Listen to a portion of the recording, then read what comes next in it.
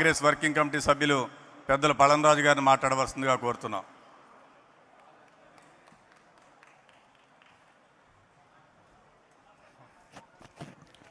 సభకు నమస్కారం. సభాధ్యక్షులు, కాంగ్రెస్ వర్కింగ్ కమిటీ సభ్యులు, మాజీ పిసిసి అధ్యక్షులు గిడుగు రుద్రరాజు గారు, వేదికపై ఉన్న వివిధ పెద్దలకు, కాంగ్రెస్ పార్టీ అభిమానులకు, డాక్టర్ రాజశేఖర రెడ్డి గారి అభిమానులకు, డాక్టర్ రాజశేఖర రెడ్డి గారి సన్నిహితులకు, డాక్టర్ రాజశేఖర రెడ్డి గారి కుటుంబ సభ్యులకు, ఈనాటి మన పిసిసి అధ్యక్షులు షర్మిల గారికి, మన రాష్ట్ర ఇన్ఛార్జ్ తమిళనాడు పార్లమెంట్ సభ్యులు శ్రీ మాణిక్యం ఠాగూర్ గారికి, Andhra Pradesh in charge AICC secretary Meiyappan గారికి, వేదికపై ఉన్న వివిధ కాంగ్రెస్ పెద్దలకు, కమ్యూనిస్ట్ పెద్దలకు, సభలో ఉన్న సోదర సోదరీమణులకు అందరికీ కూడా నమస్కారం. ఎన్నో విషయాలు అందరూ కూడా చెప్పడం జరిగింది. రాజశేఖర రెడ్డి గారి గురించి చెప్పాలనుకుంటే, ఆయన చేసిన మంచి పనుల గురించి చెప్పాలనుకుంటే మరి ఒక సభతో ముగించేది కాదు. సంవత్సరం పొడుగునా కూడా మనం చెప్పుకోవాల్సిన అవసరం ఉంది.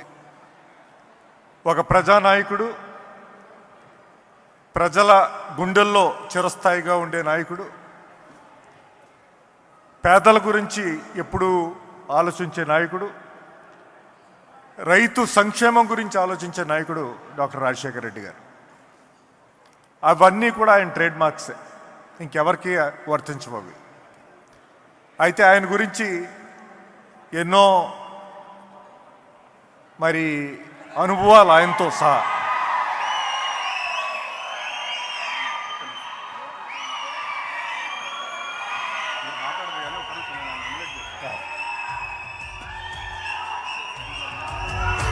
తెలంగాణ రాష్ట్ర ముఖ్యమంత్రి, మనందరి ప్రీతమ మిత్రులు రేవంత్ రెడ్డి గారిని ఆంధ్రప్రదేశ్ కాంగ్రెస్ కమిటీ తరఫున సాదరంగా స్వాగతిస్తున్నాం. తెలంగాణ ఉప ముఖ్యమంత్రి మిత్రులు భట్టి గారిని వేదిక మీదకి సాదరంగా స్వాగతిస్తున్నాం. తెలంగాణ రెవెన్యూ శాఖ మంత్రి గారిని వేదిక మీదకి సాదరంగా స్వాగతిస్తున్నాం. శ్రీమతి దీపాదాస్ మున్షి గారు, జనరల్ సెక్రటరీ తెలంగాణ ఇన్ఛార్జ్, వారిని సాదరంగా స్వాగతిస్తున్నాం. శ్రీ పొన్నం ప్రభాకర్ గారు, గౌరవ మంత్రివర్యులు, వారిని సాదరంగా స్వాగతిస్తున్నాం. శ్రీమతి కొండా సురేఖ గారు, మంత్రివర్యులు, వారిని వేదిక మీదకి ఆహ్వానిస్తున్నాం. శ్రీ గుడ్డెళ్ల శ్రీధర్ బాబు గారు, గౌరవ మంత్రివర్యులు, వారిని సాదరంగా స్వాగతిస్తున్నాం. శ్రీ దానం నాగేంద్ర గారు, గౌరవ శాసనసభ్యులు, వారిని వేదిక మీదకి సాదరంగా స్వాగతిస్తున్నాం. తెలంగాణ చేసినటువంటి కాంగ్రెస్ సోదర సోదరిమణులందరికీ కూడా ఆంధ్రప్రదేశ్ కాంగ్రెస్ కమిటీ తరఫున మీరు తప్పట్లతో స్వాగతం పలకవలసిందిగా కోరి ప్రార్థిస్తున్నాం. ఒక్కనాడు పోలేదు, ఒక్కడై కొట్లాడాడు, అందుకే పెద్ద నాయకుడయ్యాడు.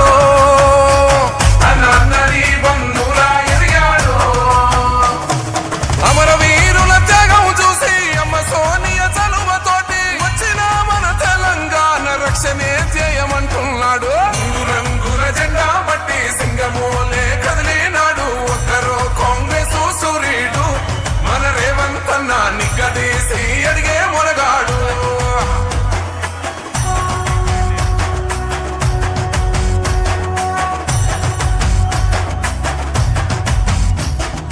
ఓహమంటూ లేనివాడు, అందరినీ కలిపేటోడు, ఆనాటి రోజులు తెస్తాడు. మన ఆశలన్నీ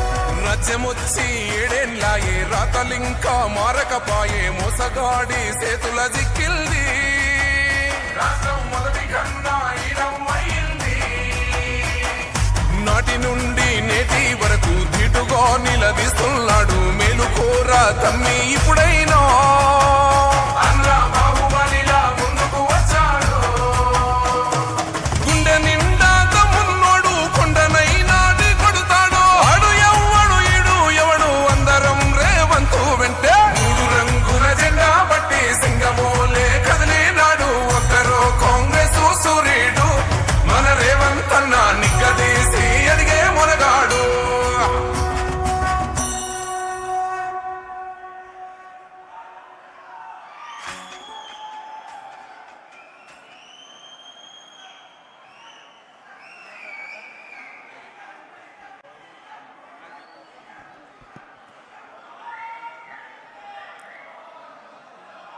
తెలంగాణ ముఖ్యమంత్రి వర్యులు రేవంత్ రెడ్డి గారు, తెలంగాణ ఉప ముఖ్యమంత్రి వర్యులు మల్లు భట్టి విక్రమార్క గారు, దీపాదాస్ మున్షి గారు, అఖిల భారత కాంగ్రెస్ కమిటీ ప్రధాన కార్యదర్శి, తెలంగాణ వ్యవహారాల ఇన్ఛార్జ్, మరియు వారితో వచ్చినటువంటి మంత్రివర్గ సహచరులందరికీ కూడా ఆంధ్రప్రదేశ్ కాంగ్రెస్ కమిటీ తరఫున సాదరంగా స్వాగతం పలుకుతూ, దయచేసి మిత్రులందరూ సహకరించాలి ప్లీజ్. సభా కార్యక్రమాన్ని కొనసాగించుకుందాం. దయచేసి అందరూ కూర్చోవాలి ప్లీజ్.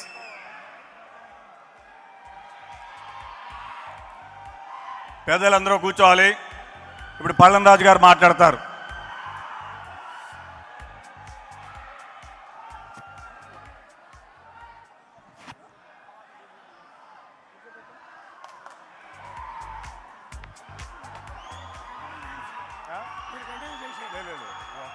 గొడవలు ఏం మాట్లాడతారు?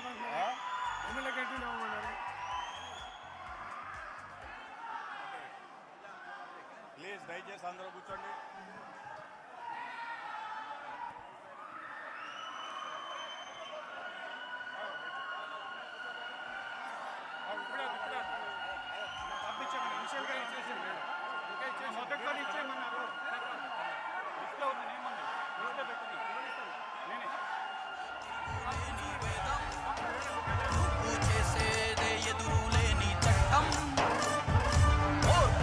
ధరణి మాతవమ్మ తీర్పులోన ధర్మమూర్తివమ్మ జయమ్మ మాయమ్మ జయమ్మ ఓయమ్మ జయమ్మ జయమ్మ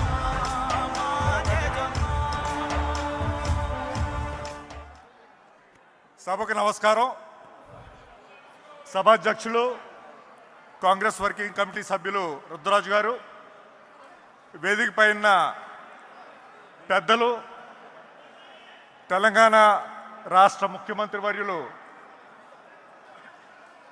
రేవంత్ రెడ్డి గారికి, ఉప ముఖ్యమంత్రి వర్యులు భట్టి విక్రమార్క గారికి, అలాగే తెలంగాణ నుంచి వచ్చిన సీనియర్ నేతలు, మంత్రివర్యులకు, వేదిక పైన పెద్దలకు, దీపాదాస్ మున్షి గారికి, మాణిక్యం ఠాగూర్ గారికి, ఆంధ్రప్రదేశ్ కాంగ్రెస్ కమిటీ ప్రదేశ్ కాంగ్రెస్ అధ్యక్షులు శ్రీమతి షర్మిల గారికి, డాక్టర్ రాజశేఖర్ రెడ్డి గారి కుటుంబ సభ్యులకు, వేదిక పైన వివిధ కాంగ్రెస్ పెద్దలకు, కమ్యూనిస్ట్ పెద్దలకు, సభలో ఉన్న సోదర సోదరీమణులందరికీ కూడా నమస్కారం.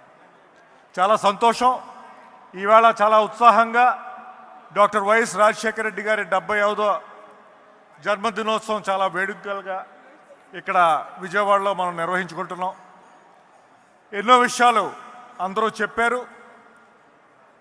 రాజశేఖర రెడ్డి గారు ఎటువంటి నాయకుడో, ఏ విధంగా ఆంధ్ర రాష్ట్రానికి అభివృద్ధి తీసుకొచ్చారో, ఏ విధంగా ప్రజలను ఆదుకున్నారో, ఏ విధంగా రైతులను ఆదుకున్నారో, ఏ విధంగా వ్యవసాయాన్ని నిలబెట్టారో అనేది ఎన్నో విషయాలు మనం మాట్లాడుకున్నాం.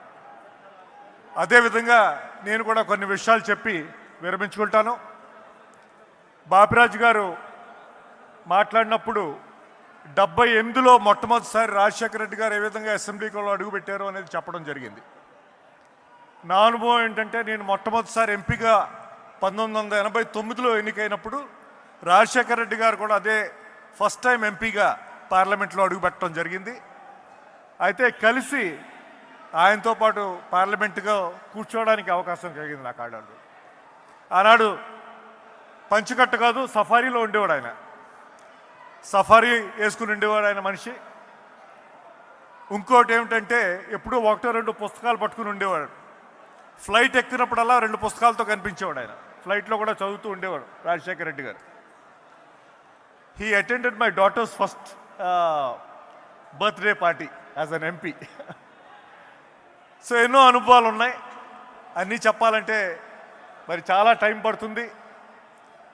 కొన్ని చెప్పి మరి విరమించుకుంటాను.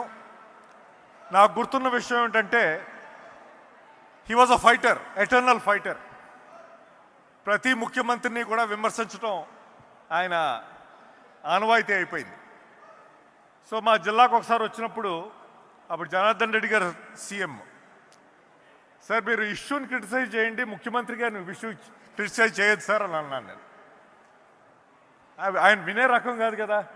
వెంటనే ప్రెస్ ముందు వెంటనే జనార్దన్ రెడ్డి గారి మీద విరుచుకు పడిపోయాడు. నాకు జనార్దన్ రెడ్డి గారి నుంచి మెసేజ్, ఏమయ్యా నువ్వు పక్కన నిలబడి నన్ను తిట్టించావా అని. నేను తిట్టలేదు సార్, ఆయన ఇష్యూని తెప్పవాడు మిమ్మల్ని తిట్టాడు అని నేను వివరించుకోవాల్సి వచ్చింది. అలాగా తర్వాత ఆయన పిసిసి అధ్యక్షులుగా ఉన్నప్పుడు ఆయన కింద జనరల్ సెక్రటరీగా మరి చేసే అనుభవం కూడా వచ్చింది. చాలా కోర్స్ కరెక్షన్ చేసేవాడు. ఈ విధంగా డీల్ చేయాలని చెప్పేవాడు ఆయన. ఆనాడు రఘువీరారెడ్డి గారు నేను కూడా ఆయన కింద జనరల్ సెక్రటరీస్గా ఉన్నాం. చాలా క్లియర్గా చెప్పేవారు. తర్వాత ఎలక్షన్స్ వచ్చాయి. We had to select candidates. I was incharge of Guntur district. So చెప్పాడు ఆయన కూర్చోబెట్టి, he had the relevant players before him. He said నిర్మోహటంగా చెప్పండి, ఏ నియోజకవర్గానికి ఎవరైతే కరెక్టో చెప్పండి అన్నాడు. ఆ విధంగా he was very clear. He did not beat around the bush. The same qualities I see in Sharmila garu. She doesn't waste time on inconsequential things. She comes directly to the point. I like that quality about you, which was your father's trademark. తర్వాత ఆయన he led us to victory in 2004. మరి కాంగ్రెస్ పార్టీన ఇచ్చిన అవకాశం వల్ల ఆయన ముఖ్యమంత్రి అయ్యారు. నాకు కేంద్ర వర్గంలో మరి స్థానం వచ్చింది, మంత్రివర్గంలో. సో ఆనాడు ఐ యూస్ టు బి దానికి ముందు ఇంకో సంఘటన జరిగినది తప్పకుండా చెప్పాలి.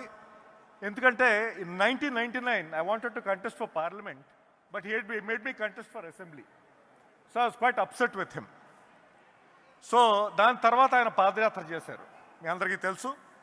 పాదయాత్ర చేసిన తర్వాత కాంగ్రెస్ పార్టీలో మీటింగ్ అయింది. పాదయాత్ర ఎంత సక్సెస్ఫుల్గా జరిగిందో, ఏ విధంగా ప్రజలు ఆకర్షితులై ఆయన దగ్గరకు వచ్చారో మనందరికీ తెలుసు. గాంధీ భవన్లో మీటింగ్ జరిగింది. గాంధీ భవన్లో మీటింగ్ జరిగినప్పుడు మరి ఇంకా we are approaching the elections. So అందరూ మాట్లాడుతున్నారు, నేను కూడా లెగిశాను. Here was this hero. మరి ఆంధ్రప్రదేశ్ని ట్రావర్స్ చేసిన రాజశేఖర రెడ్డి గారు ముఖ్యమంత్రి అవ్వలేదు అప్పటికి. He was the hero of Andhra Pradesh. నేను లెగిసి, సార్ రాజశేఖర రెడ్డి గారు మీరు చాలా బ్రహ్మాండంగా పాదయాత్ర చేశారు, ప్రజల మనసుల్లోకి వెళ్ళారు, అసలైన ఇష్యూస్ మీరు హైలైట్ చేశారు, కానీ మీలో ఒక్క లోపం ఉంది సార్ అన్నాను నేను. అందరూ ఆశ్చర్యపోయారు, ఏమిటి ఆయన ఇలాగా ఈ హీరోని ఒకళ్ళు ఏలెత్తి చూపడమా ఏమిటా అనేది. సార్ మీరు కొంచెం వర్గపాతంగా కాకుండా ఉదార స్వభావంగా ఆలోచించాలి. ఎందుకంటే వ్యతిరేక వర్గం వాళ్ళు కూడా సీట్స్ ఆలోచిస్తారు, అందులో అర్హులైన వాళ్ళు కూడా ఉంటారు, వాళ్ళకు కూడా అవకాశం ఇవ్వాలి. అయితే అంత పెద్ద మనిషి, అంత హీరో కూడా he took it in the right spirit. What I appreciate about him was he took it in the right spirit. He did not look at it as an affrontation to his working style. అది అయింది. తర్వాత ఆయన ముఖ్యమంత్రి అయ్యారు. కేంద్ర మంత్రివర్గంలో నేను మంత్రిని అయ్యాను. అయితే over a period of time he cultivated a faith in me. తర్వాత ఏమైందంటే ఆనాడు మేము తెలంగాణ క్రియేట్ చేస్తామనే మాట ఇచ్చాం, మేనిఫెస్టోలో పెట్టాం. దానికి ఇన్ఛార్జ్గా మా మంత్రివర్యులు, మా క్యాబినెట్ మంత్రివర్యులు యాంటనీ గారు was incharge of ensuring that Telangana was created. So Rajasekhara Reddy గారు ముఖ్యమంత్రిగా వస్తూ ఉండేవారు. సో ఆయనకి, మా మంత్రి గారికి కూడా నేను వారధిని అయ్యాను. ఈయన చెప్పదలుచుకున్నవన్నీ కూడా యాంటనీ గారికి చెప్పేవాను. యాంటనీ గారి వ్యూస్ అన్నీ కూడా ఈయన కన్వే చేసేవాడిని నేను. అయితే ఆ విధంగా he developed a trust in me. And to the extent 2009 విజయ వచ్చిన తర్వాత ఆ సభలో ఆయన ప్రమాణ స్వీకారం తర్వాత నేను వేదిక మీద వెళ్ళాను ఆయనకి కంగ్రాచులేట్ చేయడానికి. అంత పెద్ద హీరో, అంత పెద్ద మనిషి, సెకండ్ టైం విక్టరీ సాధించిన మనిషి కూడా నన్ను కౌగిలించుకుని పైకి ఎత్తుకున్నారు. అది నిజంగా నా మనసులో అలా నిలబడి ఉండిపోయింది. అయితే అటువంటి మనిషిని కోల్పోవడం నిజంగా చాలా బాధాకరమైన విషయం. ఇంకొక విషయం, ఆయన నాకు ఇచ్చిన ఆదేశం నాకు గుర్తుంది. రెండోసారి ముఖ్యమంత్రి అయిన తర్వాత విశాఖపట్నంలో ఒక నేవల్ ఫంక్షన్ అయింది. దానికి ప్రధానమంత్రి గారు డాక్టర్ మన్మోహన్ సింగ్ గారు రావడం జరిగింది. ఆ ఫంక్షన్ అయిపోయిన తర్వాత ప్రధానమంత్రి గారితో నేను తిరిగి వెళ్ళిపోవడానికి విమానం ఎక్కే ముందు రాజశేఖర రెడ్డి గారు నన్ను పిలిచి పక్కకు తీసుకెళ్ళి నా చేయి పట్టుకుని, పల్లవరాజు గారు, మన రాష్ట్రానికి పోలవరం ప్రాజెక్ట్ చాలా ఇంపార్టెంటు, దాని గురించి మీరు కృషి చేయాలి అని ఆదేశించటం అనేది నాకు ఒక ఇండెలిబుల్ మెమరీ. అది ఆయన ఇచ్చిన ఆజ్ఞని నేను పాటిస్తూ, ఆయన లేకపోయినా కూడా 9 నుంచి 14 వరకు కూడా నేను దాని గురించి, పోలవరం ప్రాజెక్ట్ రియలైజేషన్ గురించి నేను చేయవలసిన సిన్సియర్ ఎఫర్ట్స్ అన్నీ కూడా చేయడం జరిగింది. But what I want to say is the evolution of the man, the evolution of the leader, how open-minded he became. And every congressman will remember that ఆయన పెట్టిన last Congress Gandhi Bhavan మీటింగ్లో ఆయన ఇంట్రాస్పెక్టివ్ మీటింగ్ ఇట్ వాస్. ఆయన ఏమన్నారంటే, నేను ఒక rebel లీడర్గా నేను ఎన్నో తప్పులు చేశాను, కాంగ్రెస్ పార్టీకి వ్యతిరేకం కూడా చేశాను, నేను చేసిన తప్పులు ఎవరో చేయకూడదు అని ఆయన సంబోధించడం జరిగింది. ఆ విధంగా ఆయన ఎవాల్వ్ అయ్యారు. ఇది definitely his life is an example of evolution as a human being, as a leader. మనందరికీ కూడా ఆదర్శపురుషులుగా చిరస్థాయిగా ఉండిపోతానని చెప్తూ, మరి ఆయనకి జోహార్లు అర్పించుకుంటూ, ఆయన కుటుంబ సభ్యులందరికీ కూడా కృతజ్ఞతలు తెలుపుకుంటూ సెలవు తీసుకుంటున్నాను. జై Hind. Thank you sir. Telangana నుంచి గౌరవ ముఖ్యమంత్రి వర్యులు, ఉప ముఖ్యమంత్రి వర్యులు, మంత్రివర్గ సహచరులు, శాసనసభ్యులు వారందరూ కూడా చాలా సన్నిహితంగా రాజశేఖర రెడ్డి గారితో పనిచేస్తారు. వారందరూ కూడా వచ్చారు. వారందరూ కూడా ఒక్కొక్క నిమిషం వారికి ఉన్నటువంటి అనుభవాలు పంచుకోవాలని అనుకుంటున్నారు. ఎన్ఎస్ఏ నుంచి, విద్యార్థి నుంచి కాంగ్రెస్ పార్టీలో పనిచేస్తూ రాజశేఖర రెడ్డి గారి నీడలో ఎదిగినటువంటి వ్యక్తిగా, ఆనాడు ఉమ్మడి రాష్ట్రంలో పార్లమెంట్ సభ్యుడిగా, 42 మంది లోక్సభ ఎంపీలకి కన్వీనర్గా పనిచేసి ఈనాడు తెలంగాణ ప్రభుత్వంలో మంత్రిగా ఉన్నటువంటి మిత్రులు పొన్నం ప్రభాకర్ గౌడ్ గారిని మాట్లాడవలసిందిగా కోరుతున్నాం.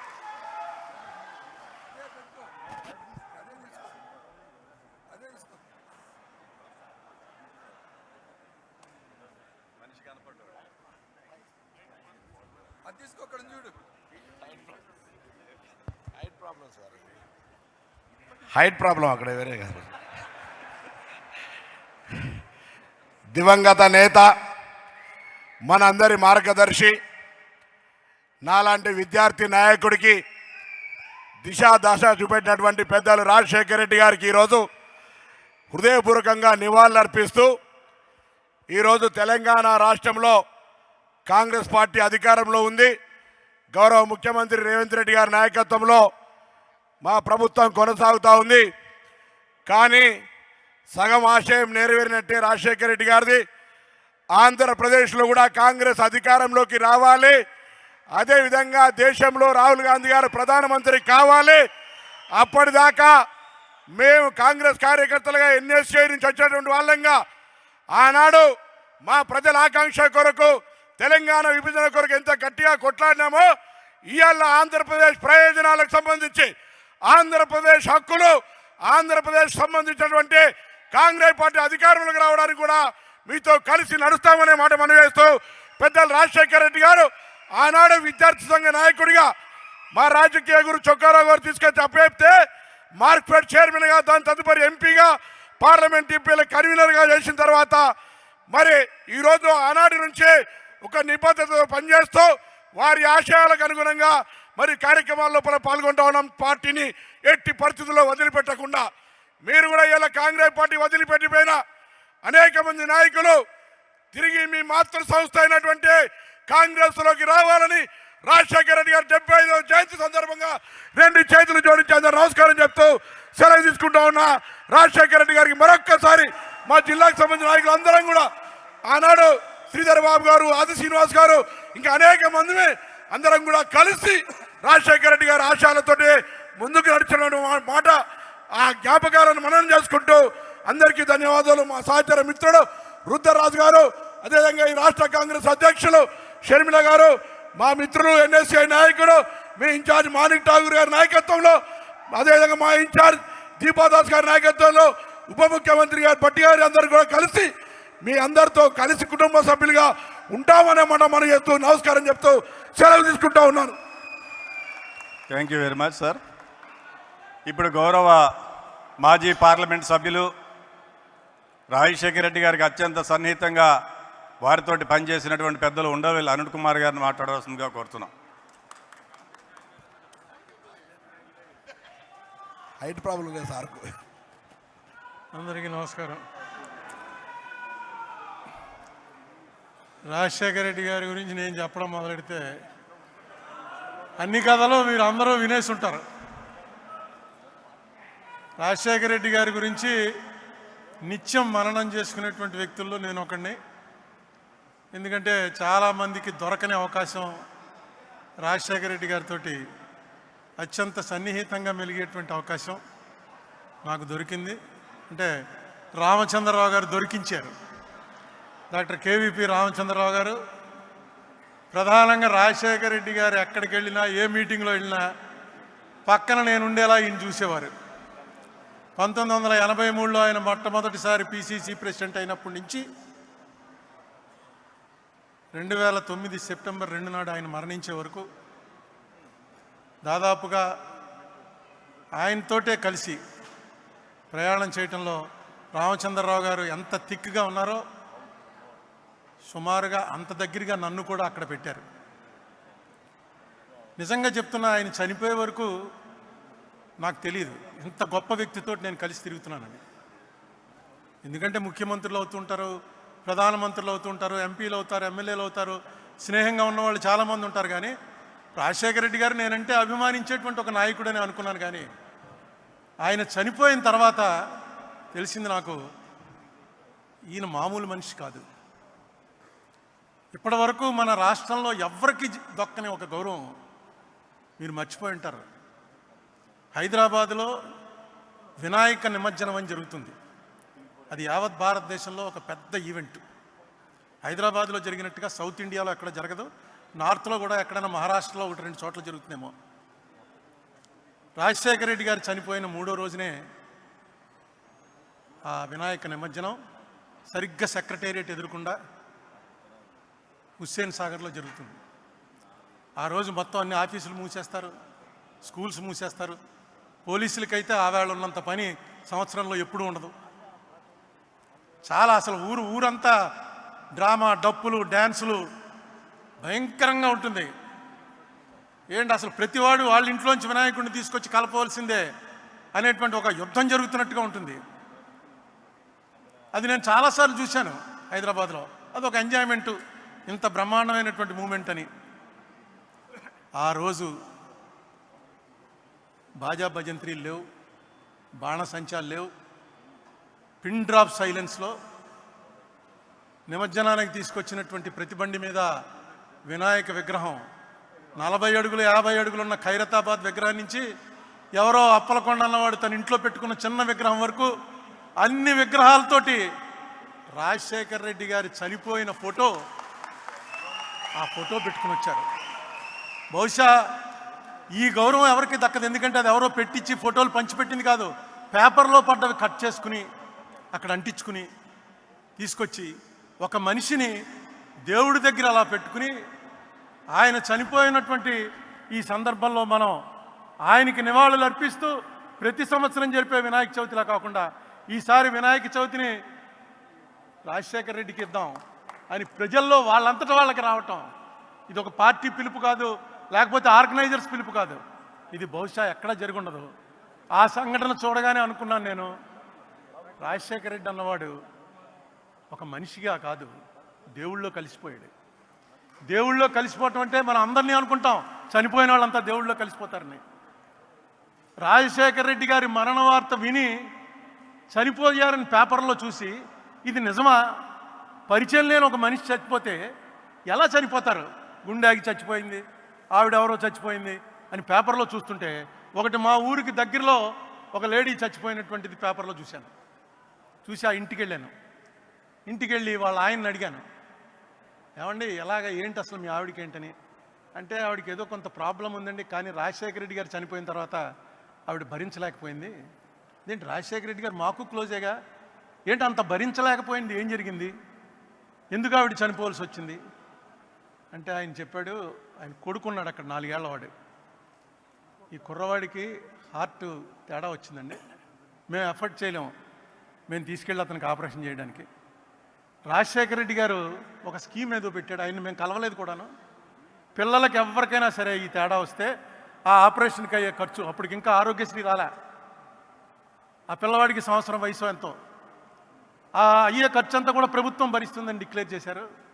ఇది ఊహించలేదు మేము, చచ్చిపోయాడు అనుకున్నాం, ఎప్పుడు చచ్చిపోతాడో తెలియదని డాక్టర్లు చెప్పారు, గుండెలో తేడా ఉంది, ఎప్పుడు చచ్చిపోతాడో తెలీదు, ఆపరేషన్కి 4-5 లక్షలు ఖర్చు అవుతుంది, మీరు పెట్టుకోలేరు, అలా ఉన్నంతకాలం ఈ మందులు వాడుతూ ఉండండి అని చెప్పారు. కానీ ఇదేదో భగవంతుడే ఇచ్చాడు మాకు కనుక వాడిని ఆపరేషన్ చేయించాం, వాడు బతికాడు, శుభ్రంగా ఉన్నాడండి.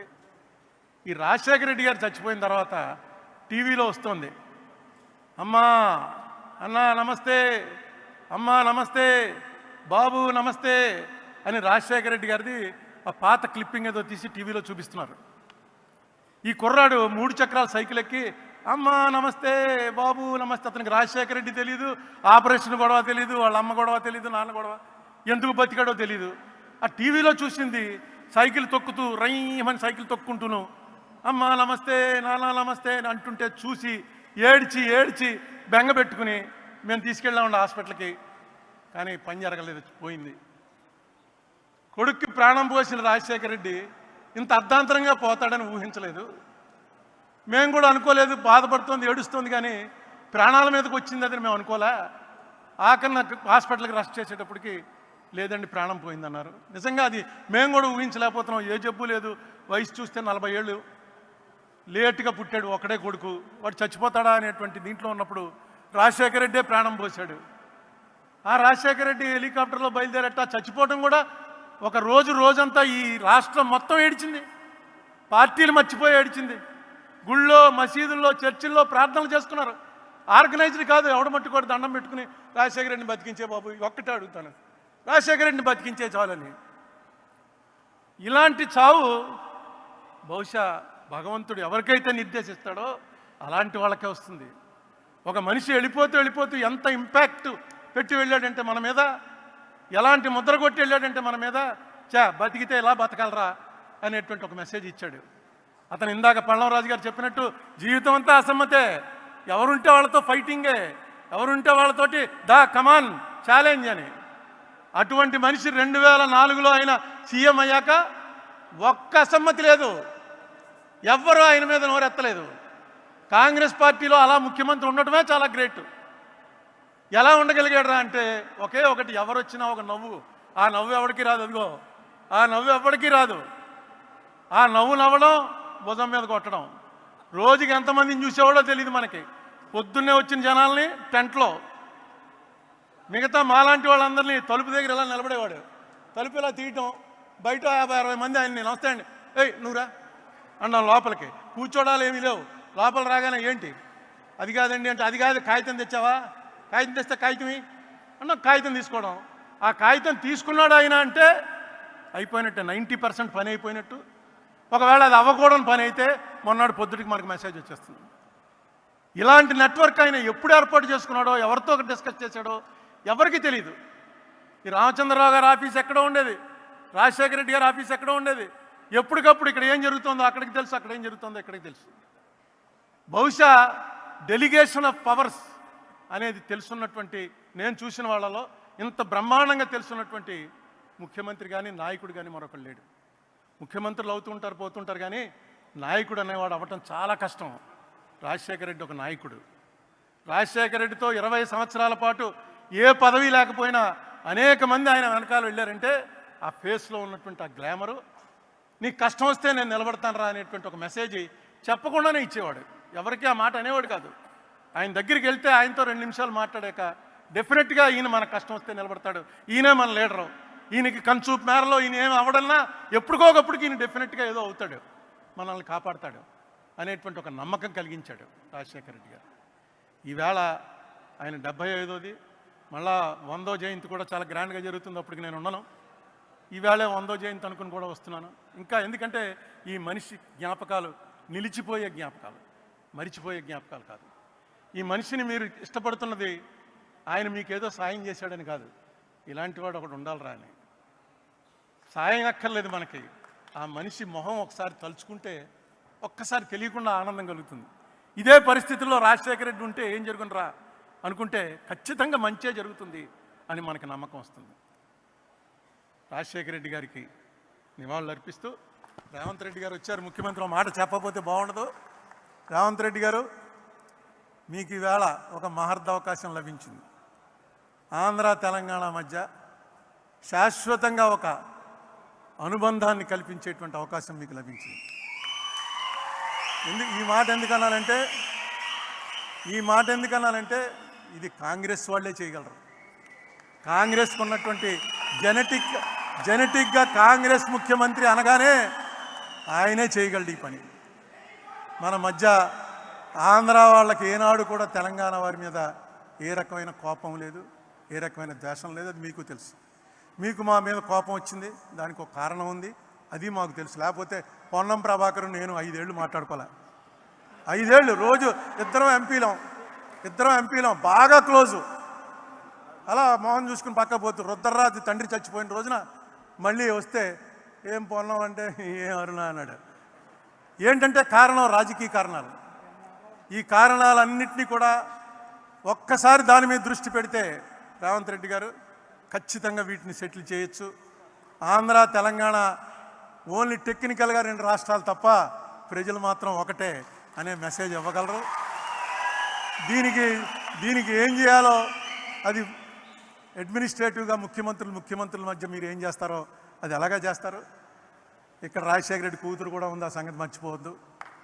రాజశేఖర రెడ్డి కూతురు రిప్రజెంట్ చేస్తూ ఏమి చేస్తే ఇక్కడ వాళ్ళకి బాగుంటుందో, ఏది మీకు నష్టం లేకుండా కష్టం కలగకుండా ఆంధ్ర ప్రజలకి ఉపయోగకరంగా ఉంటుందో ఆ ఆలోచన మీకు ఆల్రెడీ స్టార్ట్ అయింది. దాన్ని ఇంకొంచెం పెంచండి.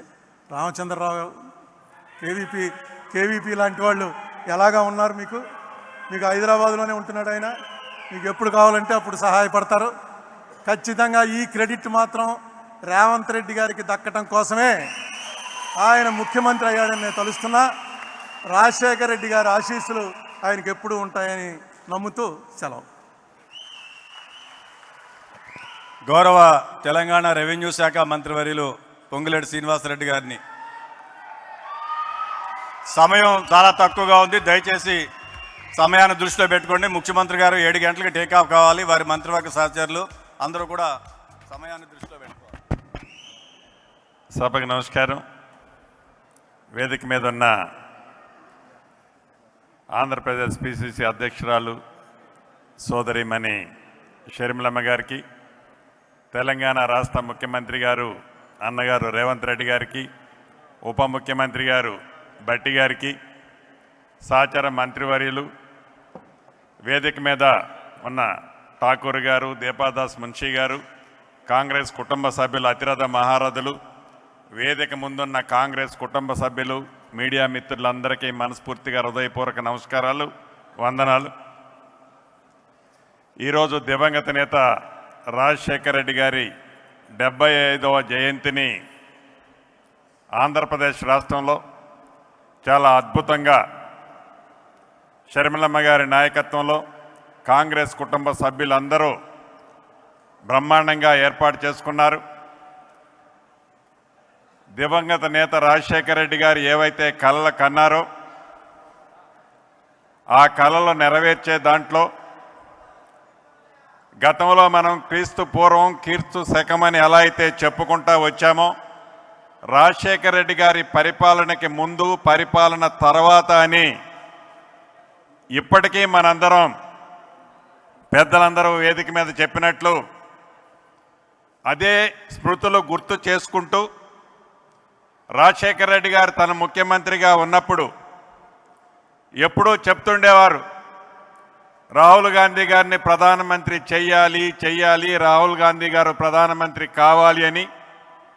రాహుల్ గాంధీ గారు ప్రధానమంత్రి అవ్వటంతో పాటు తెలంగాణ రాష్ట్రంలో ఎలా ఈనాడు గౌరవ ముఖ్యమంత్రి రేవంత్ రెడ్డి గారి నాయకత్వంలో ప్రభుత్వం వచ్చింది, అదే రకంగా ఆంధ్రప్రదేశ్లో కూడా సోదరిమణి షర్మిలమ్మ గారి నాయకత్వంలో మీ అందరి సహాయ సహకారాలతో తప్పకుండా ఇక్కడ కూడా కాంగ్రెస్ ప్రభుత్వం అధికారంలోకి వచ్చి కేంద్రంలో దివంగత నేత కన్న కలల్లో భాగమైన రాహుల్ గాంధీ గారిని ప్రధానమంత్రి అయ్యే దాంట్లో మనందరం కష్టపడి పనిచేసే దాంట్లో అధికారంలో ఈనాడు తెలంగాణలో కాంగ్రెస్ ప్రభుత్వం ఉంది. తప్పకుండా గౌరవ ముఖ్యమంత్రి గారు సహచర మంత్రులమంతా ఆంధ్రప్రదేశ్లో ప్రభుత్వం ఏర్పాటు కావటానికి కావలసిన సహాయ సహకారాలన్నీ తప్పకుండా ఆంధ్రప్రదేశ్ కాంగ్రెస్కు ఉంటుందని మనస్ఫూర్తిగా ఈ వేదిక మీద నుంచి తెలియజేసుకుంటూ మరొక్కసారి దివంగత నేత స్మృతులని పెద్దలు చాలామంది వారితో ఉన్న అనుభవాలు పంచుకున్నారు. మరొక్కసారి స్మృతుల్ని గుర్తు చేసుకుంటూ నాకు ఈ అవకాశం ఇచ్చిన మీ అందరికీ కృతజ్ఞతలు తెలుపుతూ సెలవు తీసుకుంటున్నాను. Thank you very much. పెద్దలు మనందరికీ కూడా మార్గదర్శి డాక్టర్ వైఎస్ రాజశేఖర రెడ్డి గారికి అత్యంత సన్నిహితంగా వారి తోడు నీడగా రాజకీయాలు ప్రారంభించినప్పటి నుంచి ముఖ్యమంత్రి స్థాయి వరకు కూడా అనునిత్యం వారు వెన్నంటే ఉండినటువంటి గౌరవ మాజీ పార్లమెంట్ సభ్యులు డాక్టర్ కేవీపీ రామచంద్రరావు గారిని మాట్లాడవలసిందిగా కోరుతున్నాం.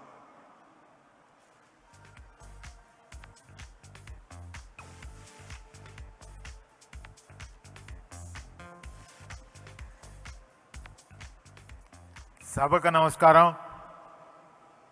తెలంగాణ పిసిసి ప్రెసిడెంట్ గారు కనుక పర్మిషన్ ఇస్తే ఒక్క 4 విషయాలు చెప్తాను, ఆయన దయతో అంగీకరిస్తాడు అని నమ్ముతూ మొదలు పెడుతూ ఉన్నా. ఆంధ్ర పిసిసి అధ్యక్షురాల కంటే ఎట్లాగూ తప్పదు, నేను మేనమావను కాబట్టి నన్ను భరించకావుడికి. రాజశేఖర రెడ్డి గారి వ్యక్తిత్వాన్ని గురించి ఇంతకు ముందు వరకు మాట్లాడుకొని 3-4 పాయింట్లు సభ దృష్టి తీసుకొస్తాను. ఆయన పిసిసి ప్రెసిడెంట్ అయిన తర్వాత నేను మా ఇద్దరు పరిచయం 1966 నుంచి రూమ్మేట్స్గా నిజంగా ఒక కంచంలో తినకపోయినా ఒక క్యారియర్లో తిని ఒక రూమ్లో ఉన్నాము, ఒక మంచంలో లేం కానీ ఒక రూమ్లో ఉన్నాము. అప్పటి నుంచి మొదలైంది, అక్కడ అవి వదిలేద్దాం.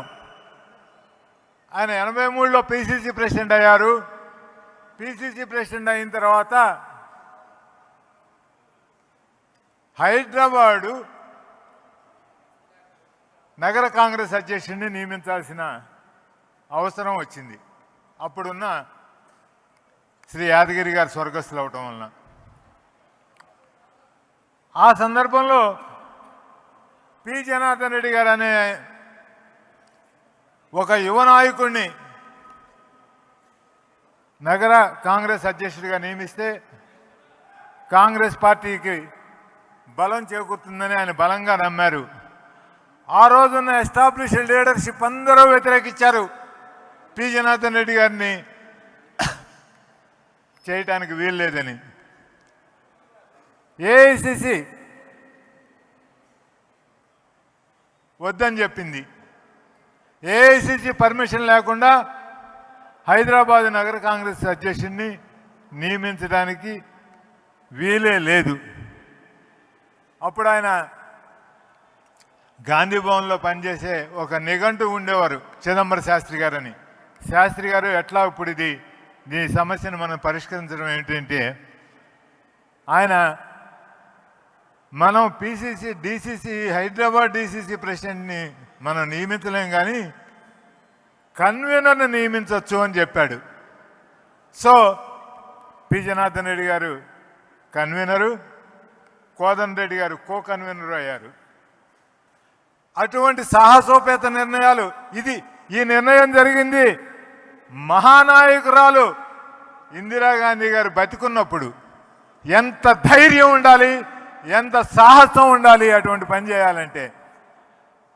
నా నాయకురాలు నేను ఒప్పించుకోగలను అనే ఆ మనస్థైర్యంతో ఆయన పనిచేశారు ఆ రోజున. అదేవిధంగా ఇక్కడ మనకు విజయవాడలో వంగవీటి రంగాని సిటీ కాంగ్రెస్ ప్రెసిడెంట్గా నియమించడానికి కృష్ణా జిల్లాలో ఏ ఒక్కరూ ఒప్పుకోలేదు.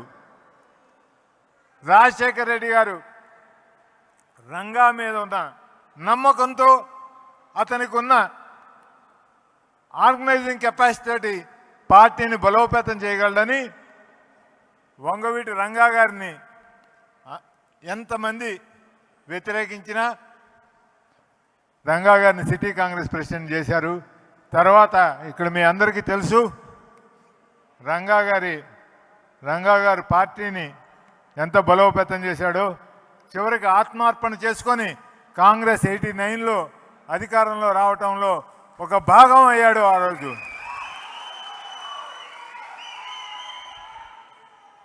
ఇదే విధంగా జక్కంపూడి రామ్మోహన్ రావు, అరుణ్ కుమార్ లాంటి యువకులు, ఆ రోజుల్లో యువకులు, వాళ్ళను ప్రోత్సహించడం కానీ, ఇక్కడ ఉంది సజీవ సాక్ష్యం మా సోదరి సురేఖ భర్త కొండా మురళిని ఆ రోజున్న ప్రభుత్వం, ఆ రోజుల్లో ప్రభుత్వంలో ఉన్న కీలకమైన వ్యక్తులు భౌతికంగా నిర్మూలించడానికి అన్ని రకాలైన ఏర్పాట్లు చేసుకున్న తరువాత రాజశేఖర రెడ్డి గారికి ఆ విషయం తెలిసి వారిని సిఎల్పి ఆఫీసులో వారిని ఆ ప్రమాదం తొలగిపోయే వరకు వారిని కుటుంబం సమేతంగా మొత్తం సిఎల్పి ఆఫీసులో ఉంచి దాని బాధ్యతని, వారిని సేఫ్గా తీసుకెళ్లాల్సిన బాధ్యతను ఆయన తీసుకొని ఆ పని నాకు అప్పగించడం జరిగింది నా మీద ఉన్న నమ్మకంతో. ఇట్లా చెప్పుకుంటూ పోతే ఆయన కాంగ్రెస్ పార్టీ బలోపేతం చేయడానికి చేసిన ఎన్నో కార్యక్రమాలు ఉన్నాయి. దానం నాగేందర్ లాంటి వ్యక్తి ముఖ్యమంత్రిగా ఉన్న రాజశేఖర రెడ్డి గారిని పావు గంట వెయిట్ చేయించాడు రాజీవ్ గాంధీ సర్కిల్లో, నాగార్జున సర్కిల్లో. ఇదిగోసారి ఇక్కడే ఉన్నాను, ఈ పక్క నుంచే వచ్చేస్తా ఉన్నాను, ఈ టర్నింగ్లో ఉన్నాను అని చెప్తూ. అటువంటి దాన్ని కూడా ఇంకే ముఖ్యమంత్రి అన్నా అయితే పరిస్థితులు ఎలా ఉండేవో కానీ ఎదుటివాడి దగ్గర నుంచి పని తీసుకోవడంలో ఆయనకున్న దాంట్లో వాటన్నిటినీ కూడా క్షమించగలిగిన ఉదార హృదయం ఉండేది. అట్లాగే శ్రీధర్ బాబు గారి ఎదుగుదలలో కానీ, మా తమ్ముడు ఆది శ్రీనివాసు రాజకీయ జీవితానికి కానీ బట్టి అత్యంత ముఖ్యమైన స్నేహితుడు కాదు సన్నిహితుడు, ఆయనే సన్నిహితుడు. అట్లాగే షబ్బీర్ అలీ కానీ, పొంగులేటి కానీ ఆయన నాయకత్వంలో తన్మయత్వం చెంది ఆయన నాయకత్వాన్ని బలపరుస్తూ ఆ దిశానిర్దేశం తీసుకొని, యాక్చువల్గా శ్రీధర్ బాబు అయితే వారి ఫాదర్ మా ఫ్రెండ్, ప్రభాకర్ అయితే చిన్నప్పటి నుంచి అతను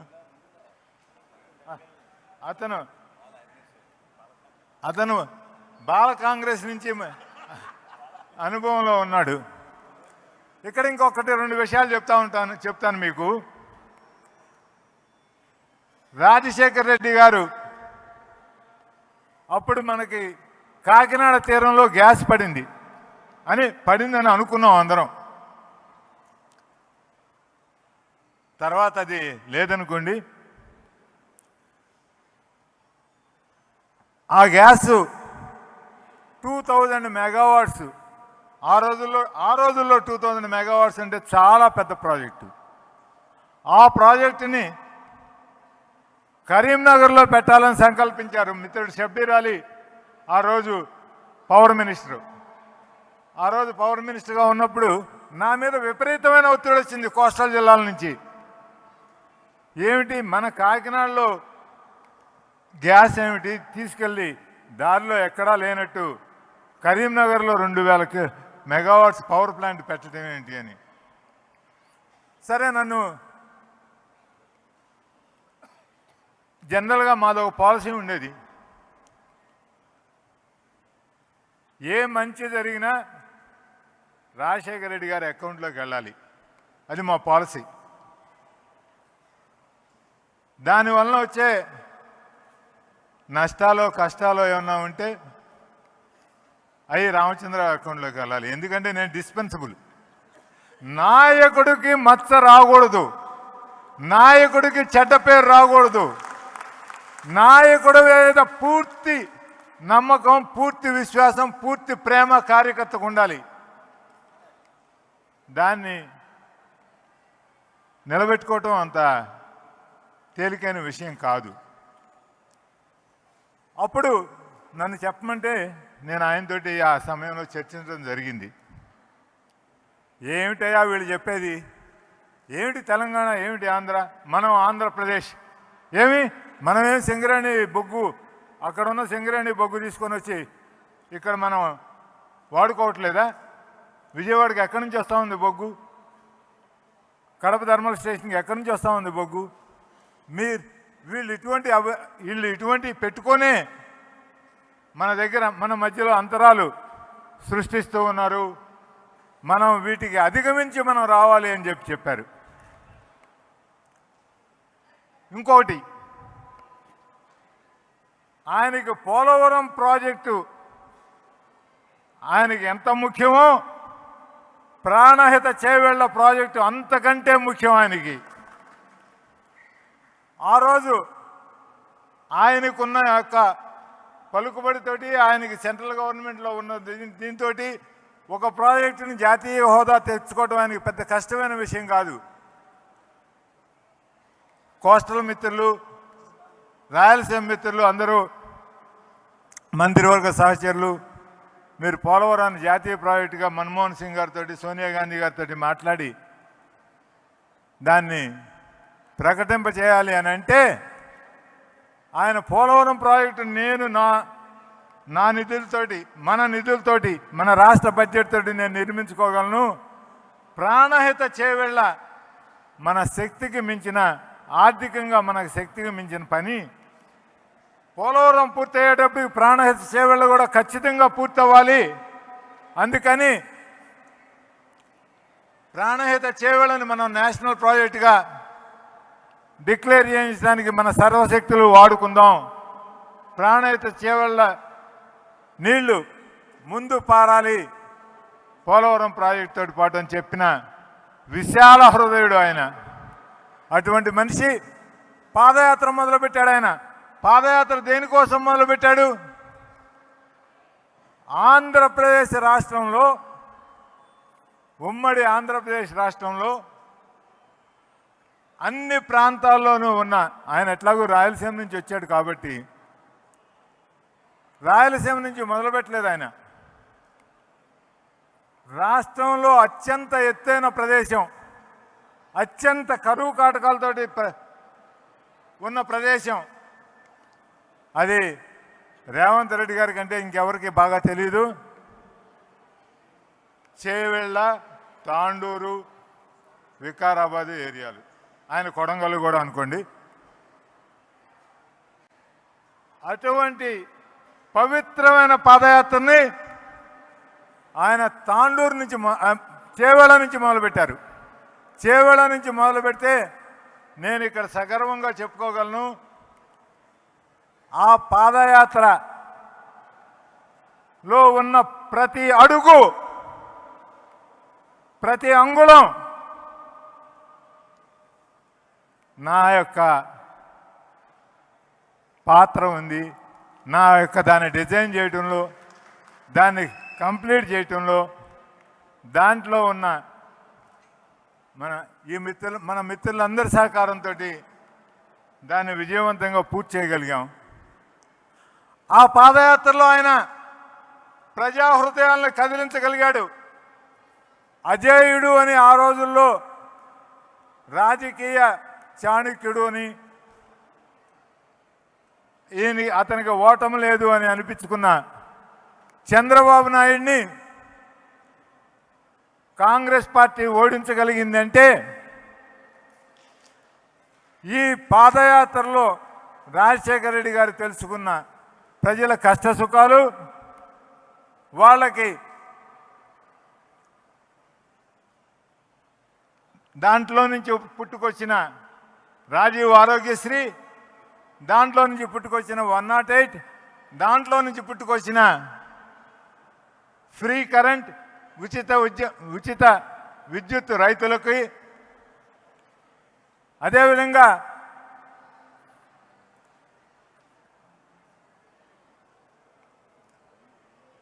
అందరూ ప్రతి తల్లిదండ్రులు అప్పులు పాలయ్యేది సామాన్య కుటుంబీకులైతే పిల్లల చదువు కోసం. దాంట్లో నుంచి వచ్చిందే టోటల్ ఫీజు రీఎంబర్స్మెంట్ ప్రోగ్రాం. పాదయాత్రలో ఆయన ప్రజల కష్ట సుఖాలు దగ్గరుండి తెలుసుకొని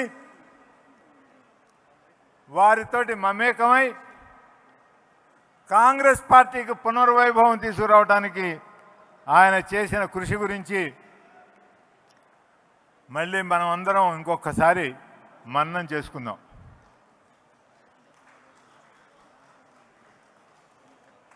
ఇవే కాదు, పార్టీ నిర్మాణం పట్ల ఆయనకి ఎటువంటి నిబద్ధత ఉండేదంటే ఆయన ఏ ఒక్కటి ఆయన పేరుతోటి కానీ లేకపోతే ఆయన కుటుంబం సభ్యుల పేరుతోటి కానీ పెట్టుకోలేదు. అయితే రాజీవ్ ఆరోగ్యశ్రీ అన్నారు, లేకపోతే ఇందిరా సాగర్ పోలవరం ప్రాజెక్ట్ అన్నారు, లేకపోతే Jawaharlal Nehru outer ring road అన్నారు, లేకపోతే రాజీవ్ గాంధీ ఇంటర్నేషనల్ ఎయిర్పోర్ట్ అన్నారు. అంతే తప్ప ఏ ఒక్క క్షణం కూడా ఆయన దాని గురించి మాట్లాడలేదు. ఇంకొక 2 విషయాలు, ఇద్దరు పిసిసి ప్రెసిడెంట్ల అనుమతితోటి ఇంకొక 2 నిమిషాలు. ఒకసారి అప్పట్లో ఇయర్లీ బడ్జెట్ అని ఒకటి ఇస్తూ ఉండేవాళ్ళం. లాల్ బహదూర్ స్టేడియంలో ఎవ్రీ ఇయర్ ఒక మీటింగ్ జరిగేది. రాష్ట్రంలో ఉన్న కాంగ్రెస్ కార్యకర్తలందరూ, దానికి ముఖ్యమైన నాయకులందరూ అటెండ్ అయ్యేవారు. పునరంకిత సభ.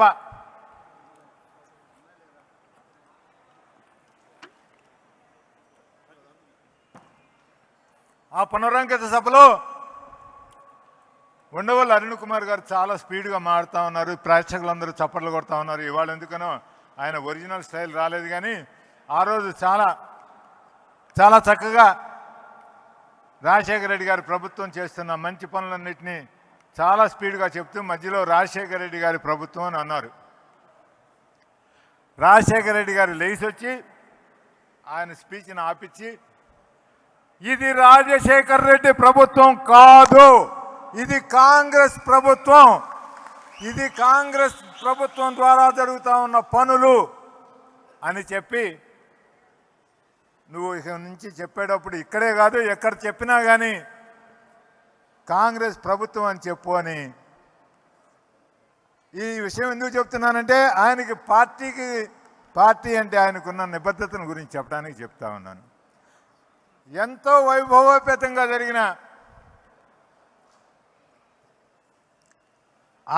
ఆంధ్రప్రదేశ్ హోస్ట్ చేసిన ప్లీనరీ సెషన్లో ఆయన తల్లి గారిని అమితంగా ప్రేమించేవారు. ఆవిడ క్రిటికల్గా, చాలా క్రిటికల్గా ఇల్లు అయి ఉన్నారు. అపోలో హాస్పిటల్లో అన్కాన్షియస్గా ఉన్నారు. శ్రీమతి సోనియా గాంధీ గారు, మన్మోహన్ సింగ్ గారు అందరూ వచ్చి చూసి వెళ్ళటం జరిగింది. అంత బాధని, అంత హృదయావేదనని దిగమింగుకొని గెర్ల కంటుల్లాగా నవ్వుతో నా భవిష్యత్ అన్నట్టు కాంగ్రెస్ ప్లీనరీని నడిపించగలిగిన ధీశాలి ఆయన. ఇంకొక విషయం, ఎక్కువ మందికి తెలియంది ఇంకొక విషయం చెప్తాను.